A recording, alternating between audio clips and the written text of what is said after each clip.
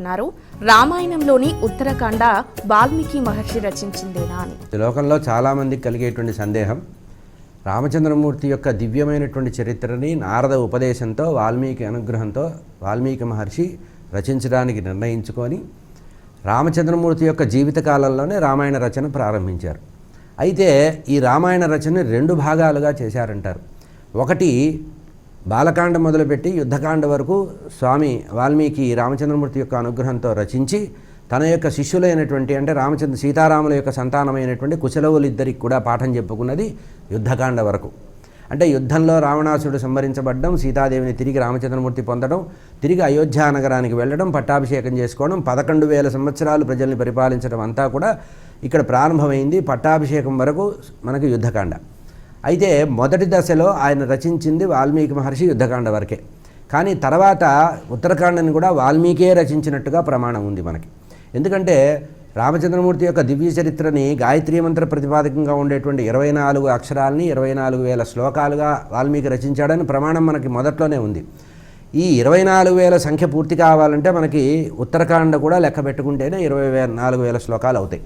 కనుక 24,000 శ్లోకాల యొక్క ప్రామాణికత ఉత్తరాఖండతోనే పూర్తవుతుంది. కనుక వాల్మీకే ఉత్తరాఖండ కూడా రచించారు. అయితే బాలకాండలోనే చెప్పబడింది ఏంటంటే రామచంద్రమూర్తి యొక్క దివ్యమైనటువంటి చరిత్ర ఏకైకం అక్షరం ప్రోక్తం మహాపాతక నాశనం అని చెప్పిన సందర్భంలో వాల్మీకి అక్కడ చెప్పిన మాట ఏంటంటే 6 కాండలు తథోత్తరం అన్నారు. షట్కాండ సంయుక్తం తథోత్తరం అంటే 6 కాండలు, తర్వాత 7వ కాండ ఉత్తరాఖండగా చెప్పారు. కనుక శ్రీమద్ రామాయణంలో మొత్తం 7 కాండలు ఉన్నమాట యథార్థము. 7 కాండలు కూడా వాల్మీకి మహర్షి రచించడం యథార్థం. రామాయణం సమగ్రము, పరిపూర్ణము, సంపూర్ణం కావాలంటే 7 కాండలు ఉంటేనే శ్రీమద్ రామాయణం అవుతుంది. ఇందాక చెప్పినట్టుగా 24,000 సంఖ్య పూర్తి కావాలంటే కూడా ఉత్తరాఖండే ఉంది.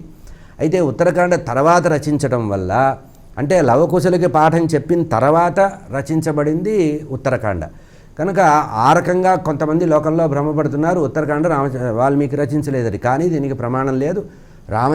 వాల్మీకి మహర్షే ఉత్తరాఖండ కూడా రచించినట్టుగా మనకి ప్రమాణం ఉంది.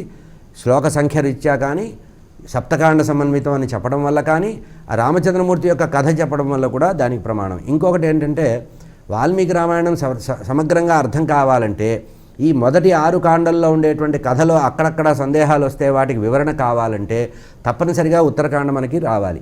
ఉత్తరాఖండని కూడా పరిశీలిస్తే తప్పించి రామాయణం సమగ్రం కాదు. కనుక సంపూర్ణమైనటువంటి సమగ్రమైనటువంటి రామాయణ రూపం 24,000 శ్లోకాలతో 7 కాండలతో ఉంది. కనుక 7వ చివరి కాండ అయినటువంటి ఉత్తరాఖండ కూడా వాల్మీకి మహర్షి రచించినట్టే మనకి ప్రమాణం.